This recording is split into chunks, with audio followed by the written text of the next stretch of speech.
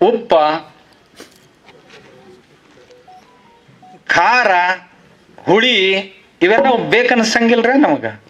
ಹಂಗ ಎಲ್ಲ ಜೀವಗಳಿಗೂ ಅದು ಪ್ರೀತಿ ಇರ್ತೈತಿ. ನೀವು ಭೂಮಿ ಶ್ರೀಮಂತ ಮಾಡಬೇಕು ಅಂತ ಅನಿಸಿತ್ತು ಅಂತಂದ್ರೆ ಬೇಕಾದಂಗಿಷ್ಟು ದೊಡ್ಡ ದೊಡ್ಡ ಸಾಲು, ನೀವು ಸಾಲು 10 ಫೂಟ್ಗೊಂದು ಸಾಲು ಬಿಡ್ರಿ. ಕಬ್ಬತ್ ಕೆಳಗೆ ಒಳಗೆ 10 ಫೂಟ್ ಉಳಿದಿರ್ತೈತಿ. ಆ 10 ಫೂಟ್ನ್ಯಾಗ ಎಣ್ಣೆ ಅಂಶ ಇರ್ತೈತಿ. ಅದ್ರ ಮೆಂತೆ ಕಹಿ ಇರ್ತೈತಿ ಒಂದು ಜರ, ಕೊತ್ತಂಬರಿ ಒಂದು ನಮೂನಿ ವಾಸನೆ ಇರ್ತೈತಿ, ಅದಕ್ಕೆ ಬಿಸಿ ಇರ್ತೈತಿ, ಮೆಣಸಿ ಬೀಜ, ಹೆಸರು ಕಾಳ, ಮತ್ತು ನಿಮಗೆ ಯಾವ್ಯಾವ ಕಾಳುಗಳು ಸಿಗ್ತಾವು. ಸಣ್ಣ ಕಾಳಿದ್ದು ಅಂತಂದ್ರೆ ಕಡಿಮೆ ಸಂಖ್ಯೆ ಒಳಗೆ, ದೊಡ್ಡ ಕಾಳಿದ್ರೆ ಹೆಚ್ಚು ಸಂಖ್ಯೆ ಒಳಗೆ ಎಲ್ಲ ಸೇರಿಸ್ಬೇಕು. ಸೇರಿಸಿ ಬಿತ್ತಿ ಬಿಡ್ಬೇಕು. ಬಿತ್ತಿ ಹೂವಿಗೆ ಬಂತು ಅಂದ್ರೆ ಕತ್ತರಿಸಿ ಭೂಮಿಯಾಗ ಹಾಕಿಬಿಡ್ಬೇಕು. ಅಲ್ಲೇ 1 ಫೂಟ್ ಮಲ್ಚಿಂಗ್ ಹಾಕಿದೀವಿ ಅಂತಂದ್ರೆ 1 ಪಾಯಿಂಟ್ ಸಾಯಿಲ್ ಕಾರ್ಬನ್ ಹೆಚ್ಚಾಕತ್ತೆ. ಯಾವಾಗಲೂ ಮಣ್ಣಿಗೆ 1 ಫೂಟು ಎತ್ತರ ಎಷ್ಟು ದಪ್ಪ. ನೀವು ಬರೀ ಈ ಸ್ವಾಗಿನ ಹಾಕ್ರಿ ನೀವು. ಇಲ್ರಿ ಇಲಿ ಭಾಳ ಓಡಾಡ್ತಾವು ಅಂತ. ಅವು ಇಲಿ ಅಲ್ಲಾಕ್ ಬರ್ತಾವು? ಹಸಿ ಇದ್ರೆ ಇಲಿ ಬರಂಗಿಲ್ಲ. ಕೆಳಗೆ ನೆಲ ಒಣಗಿತ್ತಂದ್ರೆ ಇಲಿ ಬರ್ತಾವ. ಇಲ್ರಿ ಗೆದ್ಲು ಹತ್ತೈತಿ ಅದು ಭಾಳ ಹಾಕಿದ್ರೆ. ಗೆದ್ಲು ಅಲ್ಲಾಕ್ ಬರ್ತಾವ? ಗೆದ್ಲ ಎಲ್ಲಿ ಒಣಗಿರ್ತೈತಲ್ಲ ಒಣಗಿದ್ದನ್ನು ತಿಂತೈತೆ ಅದು. ಗೆದ್ಲ ಹಸಿದನ್ನು ಎಂದೂ ತಿನ್ನಂಗಿಲ್ಲ. ಬೆಕ್ಕಾದ ಗಿಡದಾಗ ನೋಡ್ರಿ ನೀವು, ಗಿಡಕ್ಕೆ ಗೆದ್ಲು ಹತ್ತಿರ್ತೈತಿ, ಅದ್ರ ಒಣಗಿದ ಪಾರ್ಟ್ ಏನಿರ್ತೈತಿ ಅಷ್ಟ ತಿಂತೈತಿ. ಅದ್ರೊಳಗಿನ ಹಸಿ ಭಾಗಕ್ಕೆ ಕೊಟ್ಟ ಬಾಯಿ ಹಚ್ಚಂಗಿಲ್ಲ. ನಮ್ಮ ಮನೆಯೊಳಗಾದ್ರೂ ಗೆದ್ಲ ಎಲ್ಲೆಲ್ಲಿ ಒಣಗಿದ ಪಾರ್ಟ್ ಇರ್ತೈತೆ ಅಲ್ಲೇ ತಿಂತಿರ್ತೈತಿ, ಹಸಿದ ಕೊಟ್ಟ ಹತ್ತಂಗಿಲ್ಲ. ಹಸಿದನ್ನು ತಿನ್ನೋದು ಗೆದ್ಲ ಅಲ್ಲ. ಅದಕ್ಕೆ ನಾವು ನಮ್ಮ ಭೂಮಿಗೆ ಗ್ರೀನ್ ಮ್ಯಾನ್ಯೂರ್, ಹಸಿರು ಗೊಬ್ಬರ ಹಾಕ್ಲಿಕ್ಕೆ ಸಾಧ್ಯ ಐತೇನು ಅಂತ ಆಗ್ಲಿಲ್ಲಪ್ಪ. ಒಂದು ನನ್ನ ಕಡೆ ಭಾಳ ಅದಾವ ಇದಕ್ಕೆ ಇಂಜೆಕ್ಷನ್ಸು, ಟ್ರೀಟ್ಮೆಂಟ್ ಭಾಳ ಅದಾವ ಮಣ್ಣಿಗೆ. ಗ್ರೀನ್ ಮ್ಯಾನ್ಯೂರ್ ನಿಮ್ಗೆ ಹಾಕ್ಲಿಕ್ಕೆ ಭಾಳ ನಂಬರ್ 1 ಅಂದ್ರೆ ಇದು. ನಿಮ್ಗೆ ಕಬ್ಬು ಬರ್ತೈತಿ ಬೇಡ, ಕಬ್ಬಿನಾಗ ಏನು ಬೆಳೆ ತಗೊಳ್ರಿ, ಬೇಕಾದಂಗೆ ಬರ್ತೈತಿ. ಇದಕ್ಕಿಂತಲೂ ಬೆಸ್ಟ್ ಪದ್ಧತಿ ಹೇಳ್ತೀನಿ ನಿಮ್ಗೆ. ಇದಕ್ಕಿಂತ ಚಲೋ ಇತ್ತು ಅಂತಂದ್ರೆ, ಈಗೇನು ಸಾಲು ಬಿಟ್ಟಿರ್ತೀರಲ್ಲ ನೀವು, ಬೋದ್ ಬಿಟ್ಟಿರ್ತೀರಿ, ಒಂದು ಬೋದ್ನ್ಯಾಗ ಶಿಸ್ತಿನಾಗ ಗೊಬ್ಬರ ಹಾಕ್ರಿ. 2 ಗೊಬ್ಬರ ಹಾಕೋದಂದ್ರೆ ಒಂದೇ ಸಾಲಿಗೆ ಹಾಕೋದು, ಇಡೀ ಹೊಲಕ್ಕೆ ಹಾಕಕ್ಕೆ ಹೋಗ್ಬೇಡ್ರಿ. ಅದು ಒಂದೇ ಸಾಲಿಗೆ ಸಾಲು ತುಂಬಟ್ಟು ಗೊಬ್ಬರ ಹಾಕ್ರಿ.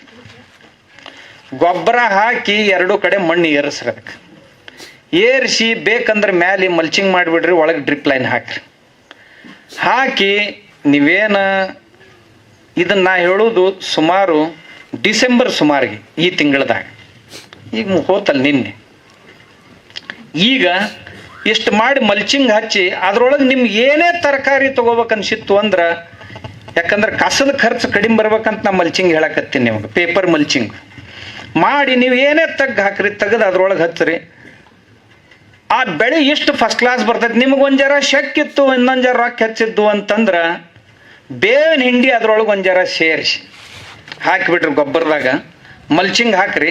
ಹಾಕಿ ನಿಮ್ಗೇನು ಬಳ್ಳಿ ವರ್ಗ ತಗೋಬೇಕು ಅನ್ನಿಸ್ತಂತ್ರ ಹಿಪ್ರಿ, ತಿಪ್ರಿ, ಹಾಗಲ, ನಾ ಎಲ್ಲ ಮರ್ತೀನಿ ಈ ಕಡೆ ಇವೆಲ್ಲ. ಈಗ ಅವಕ್ಕೆ ಏನೇನು ಅಂತಾರ ಅಂತೈತಲ್ಲ ಅವೆಲ್ಲ ನನ್ಗೆ ನೆನಪಾಗೋದು. ಒಂದು 30-35 ವರ್ಷ ಆತು ನಾ ಕಡೆ ಮಹಾರಾಷ್ಟ್ರದಾಗಿದ್ದು. ಯಾವ್ಯಾವ ಬಳ್ಳಿ ವರ್ಗ ಅಂತದಾವಲ್ಲ ಅವೆಲ್ಲ ನಿಮಗೆ ಬೇಕಂದ್ರೆ ಅವನ್ನ ಹಚ್ಚ್ರಿ. ಮೆಣಸಿ ಗಿಡ ಹಚ್ಚ್ರಿ, ಟೊಮೆಟೊ ಹಚ್ಚ್ರಿ, ಬದ್ನಿ ಗಿಡ ಹಚ್ಚ್ರಿ, ಯಾವ ಬೇಕಾದ ತರಕಾರಿ ಹಾಕ್ರಿ. ಯಾವ ತರಕಾರಿನೂ ಕುತ್ತಿಗೆ ಮಟ್ಟದ ಕೆಳಗೆ ಉಳಿಯಂಗಿಲ್ಲ. ಕುತ್ತಿಗೆ ಮಟ್ಟದ ಮ್ಯಾಗ ಬಂದ್ರೆ ನನ್ನ ಹತ್ರ ಬರ್ರಿ ಕೇಳಕ್ಕೆ. ಅದಕ್ಕಿಂತ ಕೆಳಗೆ ಉಳಿದು ಅಂದ್ರೆ ನನ್ನ ಹತ್ರ ಬರ್ರಿ, ಮ್ಯಾಗ ಹೋದ್ರೆ ನೀವು ಬರಕ್ಕೆ ಹೋಗ್ಬೇಡ್ರಿ. ಇಸ್ರಾಯೇಲ್ದು ಬೆಳೆಗಳಂತ ಏನು ನೋಡ್ತೀವಲ್ಲ ಅವು ನಿಮ್ಮ ಹೊಲ್ದಾಗ ಕಾಣಿಸ್ತಾವೆ. ಹಿಂಗೆ ಮಾಡಿದ್ರಿ ಅಂದ್ರೆ 2 ಸಾಲುಗಳನ್ನು ಮಾಡಿದ್ರಲ್ಲ, ಇವೇನು 10 ಫೂಟ್ ಇಡಕ್ಕೆ ಹೋಗ್ಬೇಡ್ರಿ. 1 ಸಾಲು ಬಿಡ್ರಿ, 1 ಸಾಲಿಗೆ ಹಾಕ್ರಿ, 1 ಸಾಲು ಬಿಡ್ರಿ, 1 ಸಾಲಿಗೆ ಹಾಕ್ರಿ. ನೀವು ಹಾಕಿದ್ರಿ ಗೊಬ್ಬರ ಹಾಕಿ ಜೂನದವರೆಗೆ ನಿಮ್ಗೆ ಏನು ತೊಗೋಬೇಕು ಅನ್ನಿಸ್ತೈತಿ ಆ ಎಲ್ಲ ತರಕಾರಿ ತೊಗೋರಿ. ಒಂದ ನಮ್ನಿ ತರಕಾರಿ ಮಾಡಕ್ಕೆ ಹೋಗ್ಬೇಡ್ರಿ. ಅದ್ರಾಗ 3-4 ನಮ್ನಿ ತರಕಾರಿ ಮಾಡ್ರಿ. ಒಂದಕ್ಕೆ ರೇಟ್ ಹೋದ್ರೆ ಮತ್ತೊಂದಕ್ಕರ ಬರ್ತೈತಿ. ಅದಕ್ಕೆ ಯಾವಾಗಲೂ ಒಂದೇ ಬೆಳೆ ಮಾಡಬಾರ್ದು, ಒಂಟಿ ಬೆಳೆ ಮಾಡಬಾರ್ದು. 3-4 ಕೂಡಿಸಿ ಮಾಡ್ರಿ. ಒಂದು ಆದ್ರೆ ಮತ್ತೊಂದಕ್ಕೆ ಬೆಲೆ ಬರ್ತೈತಿ. ಅದು ಕನಿಷ್ಠ ಏನೂ ಇಲ್ಲಂದ್ರೂ ನಿಮಗೆ 2 ಲಕ್ಷಕ್ಕಿಂತಲೂ ಹೆಚ್ಚು ತರಕಾರಿ ಒಳಗೆ ಹಣ ಸಿಗ್ತೈತಿ. ಖರ್ಚು ಹೋಗಿ ಹೇಳ್ತೀನಿ ನಾನು, ಕೊಡ್ತೈತಿ.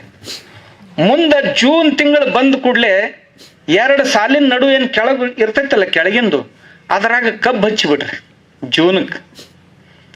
ಜೂನ್ ಕಬ್ಬು ಹಚ್ಚಿದ್ರಿ ಅಂತಂದ್ರೆ ಕಬ್ಬು ಇಷ್ಟು ಚಂದ ಬರ್ತೈತೆ ನಿಮ್ಗೆ ಹೇಳ್ತೇನೆ. ಮುಂದೆ ಈ ಮಲ್ಚಿಂಗ್ ಗಿಲ್ಚಿಂಗ್ ಎಲ್ಲ ತೆಗೆದು ಇದೇ ಮಣ್ಣ ಗೊಬ್ಬರ ಸರಿಸಿ ಇದಕ್ಕೆ ಬೋಧಿ ಏರಿಸಿಬಿಟ್ರಿ ಅಂತಂದ್ರೆ ಆ ಕಬ್ಬು 80 ರಿಂದ 100 ಟನ್ ಒಂದು ಎಕರೆ ಕೊಡ್ತೈತಿ. ಎಷ್ಟು ರೊಕ್ಕ ಆಕೈತಿ ನೀವು? ಬೇಕಾದಷ್ಟು ಆಕೈತಿ. ನೀವು ತರಕಾರಿನ ಮಾಡ್ಬೇಕಂದ್ರೆ ಅಂದ್ರೂ ಸಹಿತ ಬರೇ ಮೂಲಂಗಿದ್ ಹೇಳ್ತೀನಿ ನಿಮಗೆ, ಒಂದು ಎಕರೆದಾಗಿ 88 ರಿಂದ 90 ಸಾವಿರ ಮೂಲಂಗಿ ಕುಂದಿರ್ತಾವ. ಒಂದು ಎಕರೆದಾಗ ಒಂದು ಬೋದಿನ ಮ್ಯಾಗ 3 ಸಾಲ, ಒಂದು ಮ್ಯಾಲಿ 2 ಸೈಡ್ಕ, ಒಂದು ಎಕರೆಗೆ 90 ಸಾವಿರ ಮೂಲಂಗಿ ಕುಂದಿರ್ತಾವ. ಒಂದು 10 ಸಾವಿರ ಹುಸಿ ಹೋಗ್ಯಾವಂತ ಬಿಟ್ರು 80 ಸಾವಿರ ಮೂಲಂಗಿ ಕುಂದಿರ್ತಾವ. ಒಂದು ಮೂಲಂಗಿ ಬಜಾರ್ದೊಳಗೆ 5 ರೂಪಾಯಿ ಕನಿಷ್ಠ ಮಾರಾಟ ಆಕೈತಿ. ನೀವು 3 ರೂಪಾಯಿಕ ಮಾರಾಟ ಆಗೈತಿ ಅಂತ ತಿಳ್ಕೊರಿ. ರೈತರದು 8 3 24 2,40,000 ಮೂಲಂಗಿ ಎಷ್ಟು ದಿವ್ಸಕ್ಕೆ ಬರ್ತೈತಿ? ನೀವು ಭಾಳ ಮಂದಿ ರೈತರ ಮಕ್ಳು ಅದಿರಿ ಇಲ್ಲಿ, ನಾವು ಮಾಡಿಲ್ಲ ಅಲ್ರಿ ಅವನಂತ. ಯಾಕಂದ್ರೆ ನೀವು ಪಕ್ಕ ರೈತರ ಮಕ್ಳು ಅಲ್ಲಲ್ಲ, ಎಲ್ಲ ಕಚ್ಚಾ ಮಂದಿನೇ ಬಾಳೆ ಆಗೈತಿ ಇಲ್ಲಿ.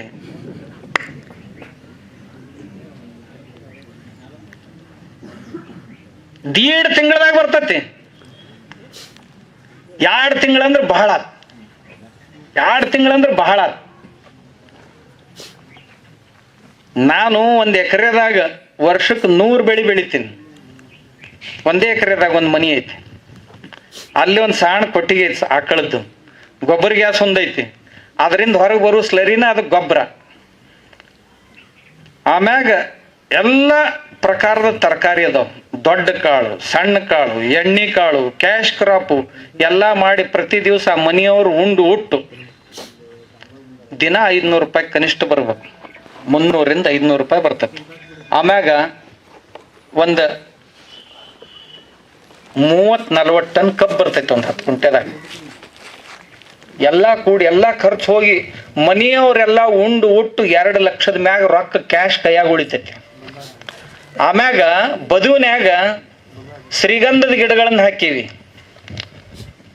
1 ಎಕರೆದ ಬದುವಿನ್ಯಾಗ ಏನೂ ಇಲ್ಲ ಅಂದ್ರೂ ಒಂದು 100 ಗಿಡ ಕುಂದಿರ್ತಾವ. ಅವು 15 ವರ್ಷದ ನಂತರ ಆ ಗಿಡಗಳು ಏನೂ ಇಲ್ಲ ಅಂದ್ರೂ 1 ಕೋಟಿ ರೂಪಾಯಿ ಕೊಡ್ತಾವ. 15 ವರ್ಷಕ್ಕೆ 1 ಕೋಟಿ ಫಿಕ್ಸ್ ಡಿಪಾಸಿಟ್ ಇದ್ದಂಗ. ಅದ್ರೊಳಗೆ ಮತ್ತೆ ನೀವು ಬೇಕಂದ್ರೆ ಅದ್ರೊಳಗೆ ಎಲ್ಲ ನಮೂನಿ ಗಿಡಗಳದಾವ್. ಏನೂ ಇಲ್ಲ ಅಂದ್ರೂ ಅವು 1 ಎಕರೆದಾಗ ನಾನು 180 ರಿಂದ 200 ಪ್ರಕಾರದ ವನಸ್ಪತಿಗಳಲ್ಲಿ ಅದಾವ. ಕರಿಬೇವು ಐತಿ, ಹಣ್ಣಿನ ಗಿಡ ಅದಾವ, ಹೂವಿನ ಗಿಡ ಅದಾವ, ಏನಿಲ್ಲ ಅನ್ನಂಗಿಲ್ಲ.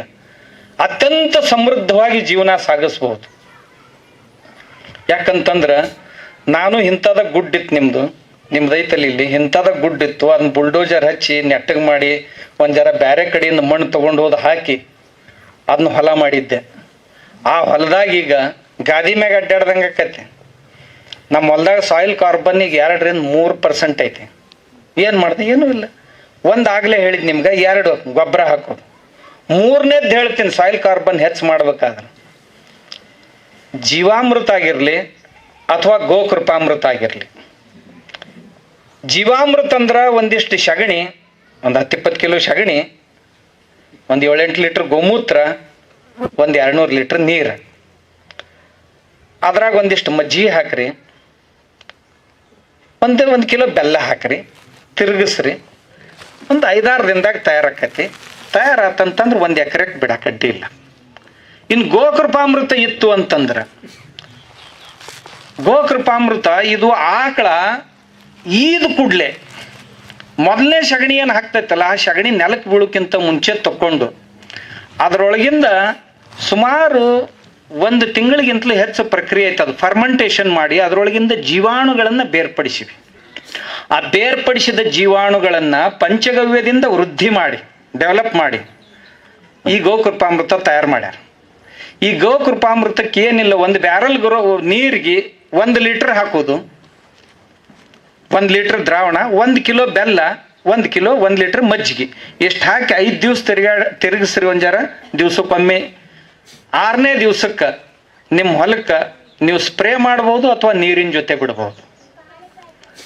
ಸ್ಪ್ರೇಯರ್ ಮಾಡ್ರಿ, ನಿಮಗೆ 8 ರಿಂದ 10 ದಿನದೊಳಗೆ ಅದರ ರಿಸಲ್ಟ್ ಬರ್ಲಾಕ್ ಶುರು ಆಗ್ತದೆ. ಒಂದು 15 ದಿನದಾಗ ಎಲ್ಲ ಮೊದ್ಲಿಂದ ಯಾವುದು, ಈಗಿಂದ ಯಾವುದು, ಹೊಡೆದದ್ದು ಯಾವುದು, ಹೊಡಿಲಾರ್ದು ಯಾವುದು, ಎರಡೂ ಕಾಣಿಸ್ತಾವ. ಸಪ್ರೇಟಾಗಿ ಕಾಣಿಸಕ್ಕೆ ಶುರು. ಯಾವ್ದು ಬೇಕಾದ ಬೆಳೆ ಇರಲಿ, ಇದ್ರ ವಿಶೇಷತೆ ಅಂದ್ರೆ ಇದ್ರೊಳಗೆ ಒಂದು 30 ಪ್ರಕಾರದ ಜೀವಾಣುಗಳು ಕಂಡು ಬಂದಾವ. ಅವು NPK ಕೆಲಸನೂ ಮಾಡ್ತಾವ. ನೈಟ್ರೋಜನ್ನು, ಪೊಟ್ಯಾಶು, ಕರ್ಬು, ಏನು ಬೇಕು, ಫಾಸ್ಫರಸ್ಸು ಎಲ್ಲನೂ ಮಾಡ್ತಾವ. ಆಮೇಲೆ ಗ್ರೋತ್ ಪ್ರಮೋಟರ್ ಕೆಲಸ ಮಾಡ್ತೈತೆ. ಅದು ಬೆಳೆಯನ್ನು ಬೆಳೆಸುವಂಥದ್ದು, ಬೆಳೆಯ ವೃದ್ಧಿಗೆ ಕಾರಣ ಆಗುವಂಥ ಬ್ಯಾಕ್ಟೀರಿಯಾಗಳು ಅದರಲ್ಲಿ ಅದಾವ. ಮೂರನೇದ್ದು, ಅದರಲ್ಲಿ ಪೆಸ್ಟಿಸೈಡ್ ಆಗಿ ಕೆಲಸ ಮಾಡುವಂಥ ಕೆಲವೊಂದು ಜೀವಾಣುಗಳದಾವ. ಅಂದ್ರೆ ಬರುವಂಥ ರೋಗಗಳನ್ನು ನಿಯಂತ್ರಿಸುವಂಥ ಸಾಮರ್ಥ್ಯವುಳ್ಳಂಥ ಕೆಲವು ಜೀವಾಣುಗಳು ಅದರಲ್ಲಿ ಅದಾವ. ಇವೆಲ್ಲವೂ ಇರೋದ್ರಿಂದ ಅದು ನಮ್ಮ ಭೂಮಿಗೆ ಆಗಲಿ ಬೆಳೆಗಳಿಗೆ ಆಗಲಿ ನಂಬರ್ 1. ಏಸಾದವ್ರಿ ನಾ ಇಟ್ಟೊತ್ತನ ಎಷ್ಟು ಹೇಳಿದೆ?